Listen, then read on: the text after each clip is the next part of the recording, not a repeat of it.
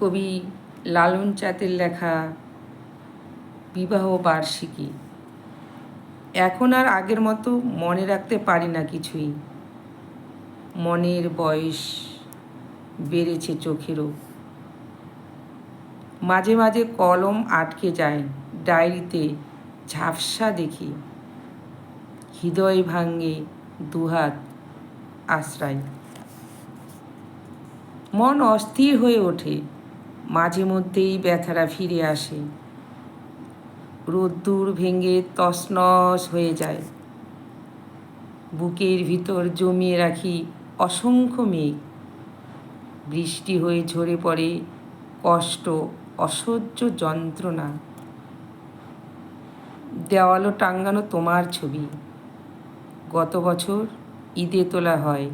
খুব হাসি খুশি ছিল সেদিনটা। খুশিতে ভরা ছিল বুক। শরীরে কত অসুখ জমে জমে পাহাড় হয়ে আছে। কত গভীর ক্ষত হলে ডাক্তার আসে, আমি ফিরিয়ে দিই ওদের। আমার বুকের ভিতরটা আজও খা খা করে। ঈদ আসে ঈদ যায়, বুকের ভিতরটা বোঝে না কেউ, বুঝতে চায় না কেউ।